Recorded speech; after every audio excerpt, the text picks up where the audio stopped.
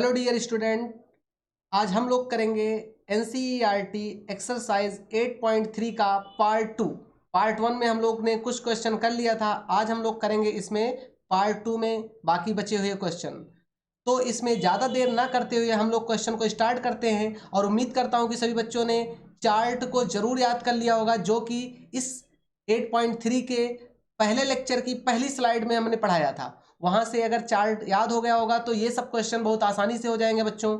तो अब जैसे आपके सामने क्वेश्चन नंबर 3 नजर आ रहा होगा, इसमें बोला जा रहा है कि if tan 2a equals to cot a minus 18। तो कह रहे हैं कि 2a एक एक्यूट एंगल है। एक्यूट का मतलब होता है बेटा कि इसकी वैल्यू 90 डिग्री से कम आएगी। यानी कि हमसे बोला जा रहा है कि a की वैल्यू बता दो। किसकी वैल्यू बता दो? a की वैल्यू। कोई बात नहीं है, अगर सभी बच्चों को थोड़ा सा फॉर्मूला याद हो तो मैं अगर याद दिलाऊं तो यहाँ सभी बच्चों ने फॉर्मूला पढ़ा होगा जरूर कि tan थीटा को जब कॉट में तोड़ा जाता है तो कुछ ऐसा लिखा जाता है, cot 90 माइनस थीटा। क्या सभी बच्चों को ये फॉर्मूला याद है? अगर याद है तो अच्छी बात है, नहीं याद है तो मैंने साइड में लिख दिया है। अब इसका अगर सोल्यूशन करें तो tan को क्या लिख सकते हैं बेटा? tan को लिख सकते हैं cot 90 माइनस 2a, और इधर हमारे पास क्या है? cot a minus 18 degree. अब देखा जाए तो ये जो जो कैंसिल होगा कैंसिल कर देते हैं, उसके बाद हमारा सॉल्यूशन फाइनल आ जाएगा। कॉट से कॉट को कैंसिल आउट कर देते हैं, यहाँ पर बचेगा 90, यहाँ पर बचेगा -2a, यहाँ पर बचेगा बच्चों a माइनस 18। अब सभी बच्चों को नजर आ रहा होगा, अगर ये नेगेटिव a उधर चला जाए तो 2a प्लस a कितना हो जाएगा? 3a, और ये 18 इधर आके ऐड हो जाएगा तो 90 प्लस 18 बन जाएगा, और 3a बराबर हो जाएगा 108। a बराबर हो जाएगा 108/3, और इसको काट पीट के बच्चों आपका आंसर आ जाएगा कितना? 36 डिग्री। 36 डिग्री आपका पहला क्वेश्चन कंप्लीट हो गया बच्चों। अब हम लोग चलते हैं अपने सेकंड क्वेश्चन पर। सेकंड क्वेश्चन हमारा ये है आपके सामने स्क्रीन पर। इसमें बोला जा रहा है, सेम प्रोसेस लगाना है बच्चों, आपको इसमें प्रूविंग करना है। प्रूविंग में क्या करना है? इसमें बोला जा रहा है कि prove that a plus B बराबर कितना? 90 डिग्री। मतलब ये 90 लाना है। कब लाना है? दिया गया है कि अगर tan a बराबर cot b हो। अब फिर से वही पुराना वाला क्वेश्चन फिर से रिपीट हो रहा है। देखा जाए तो tan को हम cot के फॉर्म में तोड़ना चाहे तो क्या लिखते हैं बेटा? लिखते हैं इसको cot 90 माइनस a लिखते हैं, और इधर हो जाता हमारा cot b हो जाता है। cot से cot क्या हो जाएगा? कट जाएगा। 90 माइनस a बराबर क्या आएगा? b आएगा। a उधर जाएगा तो प्लस हो जाएगा, तो a प्लस b क्या आ गया बेटा? 90 डिग्री आ गया, जो कि हमको क्या करना था? प्रूव करना था। It's prove. ये हमारा क्या हो गया? प्रूव हो गया बच्चों। अब आगे चलते हैं अगले क्वेश्चन पर, क्वेश्चन नंबर 5 पर। ये आपके सामने है अगला क्वेश्चन। इस क्वेश्चन में भी ऐसे ही कुछ है। इसमें बोला जा रहा है कि अगर sec 4a बराबर cosec a माइनस 20 है, और 4a एक एक्यूट एंगल है, मतलब 90 डिग्री से कम है, तो a की वैल्यू बता दो। क्या बता दो भाई? a की वैल्यू बता दो। आसान क्वेश्चन है बच्चों। अब इसको अगर सॉल्व करना हो तो कैसे सॉल्व करेंगे? पहले तो ये समझते हैं कैसे इसको सॉल्व करेंगे। पहले हमको समझना पड़ेगा फॉर्मूला। फॉर्मूला क्या होगा? अगर मैं कहूं कि सेक थीटा आपको दिया गया है और कॉसेक में लाना है तो फॉर्मूला क्या लिखते हैं? देखिए मैंने आपको चार्ट बता दिया, फिर भी मैं फॉर्मूला बार बार लिख रहा हूं इसलिए ताकि आप लोगों को याद हो जाए। तो सेक 90 माइनस सेक थीटा को क्या लिख सकते हैं? सेक को लिखते हैं हम कॉसेक 90 माइनस थीटा। ऐसे ही यहां पर जब आएंगे तो सेक 4a को हम क्या लिखेंगे? कॉसेक। अब एक बात समझिएगा, यहाँ थीटा था तो 90 के बाद थीटा आया है, यहाँ 4a है तो कॉसेक क्या आएगा? 90 माइनस 4a आएगा बच्चों। क्या आएगा? 90 माइनस 4a, और इधर हो जाएगा कॉसेक a माइनस 20। अब देखिए ये दोनों क्या हो गए आपके? Cancel out. यहाँ बच गया 90 माइनस 4a, इधर हो गया आपका a माइनस 20। अब थोड़ा सा ध्यान दे बच्चे, अब इसको क्या करना है आपको? इधर उधर करके सॉल्व करना है। इधर उधर क्या करके भाई सॉल्व करना है? इधर उधर ये करना है कि आप 4a को इधर ले जाइए, 4a उधर जाके क्या हो जाएगा? 5a बन जाएगा, क्योंकि इधर से माइनस उधर जाके प्लस, और इधर 90 प्लस 20 हो जाएगा। तो 5a इक्वल्स टू 110। तो आपका जो फाइनल रिजल्ट निकल के आएगा a बराबर हो जाएगा 110/5, मतलब आएगा आपका 22 डिग्री। कितना आएगा? 22 डिग्री। मतलब आपका जो आंसर आ गया 22 डिग्री आ गया बच्चों। क्या आ गया? 22 डिग्री आ गया आपका फाइनल रिजल्ट। अब चलते हैं अगले क्वेश्चन पर। अब आप लोग देख रहे हैं कि ये जो क्वेश्चन हो रहे हैं ये सब पुराने फॉर्मूले पे ही हो रहे हैं। अगर आपने एक बार फॉर्मूले को अच्छे से पढ़ लिया होगा तो आपके लिए कोई समस्या की बात नहीं होगी। चलते हैं नेक्स्ट क्वेश्चन पर। आपके सामने ये क्वेश्चन है, अच्छा क्वेश्चन है।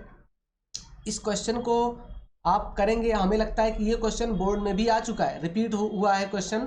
इस टाइप के क्वेश्चन को करने के लिए आपको ज़्यादा कुछ टेक्निक नहीं करना है। इसमें बोला जा रहा है कि ए, बी और सी इंटीरियर एंगल हैं इसके ट्रायंगल ए बी सी के।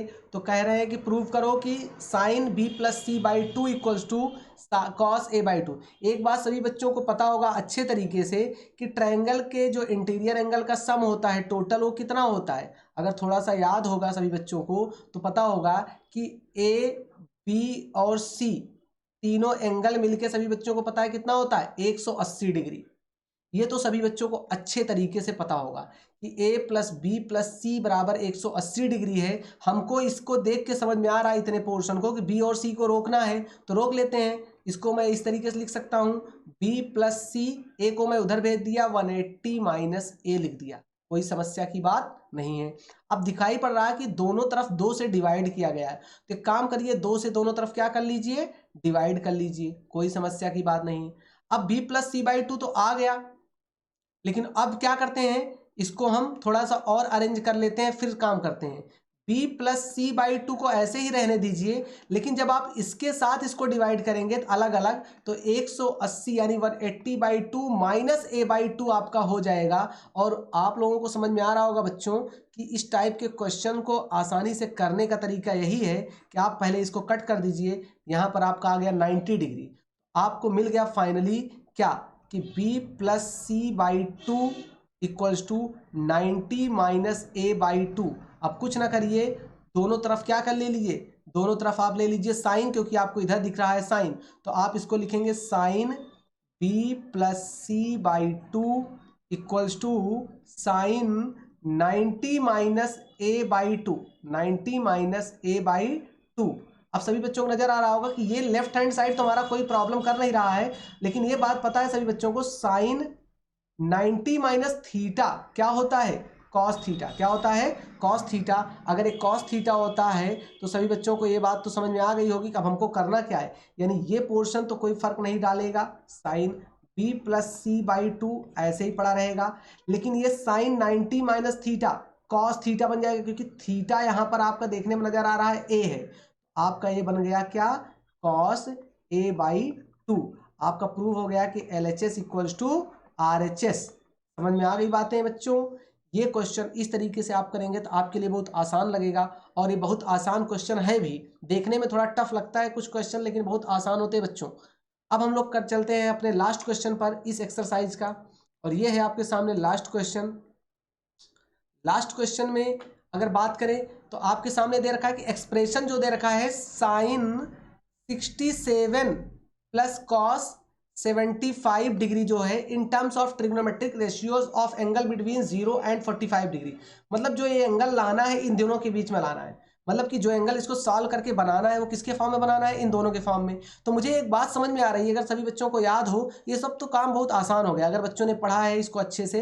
तो इसको मैं ब्रेक कर दूं, मैं इसको लिख सकता हूं क्या, इसको क्या मैं लिख सकता हूं, साइन 90 माइनस 67 70 23 70 67 3 70 20 90, हाँ 23 डिग्री इस तरीके से लिख सकता हूं।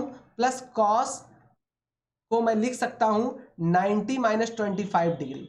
अब एक बात देखने में समझ में आ रहा होगा बच्चों की जो 0 और 45 डिग्री के बीच में, क्या ये 0 और 45 बीच में लाई कर रहा है, लाई तो कर रहा है। इसको हम बस अब बना दें, साइन 90 माइनस थीटा सभी बच्चों को पता होगा, फॉर्मूला पता होगा क्या होता है, कॉस थीटा। तो कॉस 23 आ गया, और कॉस 90 माइनस थीटा क्या होता है, साइन थीटा, साइन 25 डिग्री। अब देख रहे होंगे सभी बच्चे कि ये जो एंगल है, बिकॉज जो 23 डिग्री है एंड 45 डिग्री है, लाइज बिटवीन, किसके बीच में लाई कर रहा है बेटा, 0 to 45। यानी कि जो एंगल है हमारा चाहिए था जिसके बीच में, उसी के बीच में हमारा एंगल आ गया बच्चों 0 से 45 के बीच में। तो हमारा जो फाइनल रिजल्ट होगा यही इसका होगा। मतलब इसमें कुछ आंसर नहीं था, इसमें केवल ये बोला गया था कि इनको इसके बीच में रिप्रेजेंट करना है ट्रिग्नोमेट्रिक रेशियो को। ठीक है बच्चों, तो हमारा ये लेक्चर आज कंप्लीट हो गया है। अब हम लोग मिलेंगे अगले न्यू लेक्चर के साथ, और आप लोगों के फिजिक्स के भी लेक्चर जल्द ही अब आने वाले हैं। तब तक के लिए आप लोग पढ़ते रहिए, खुश रहिए। Thank you.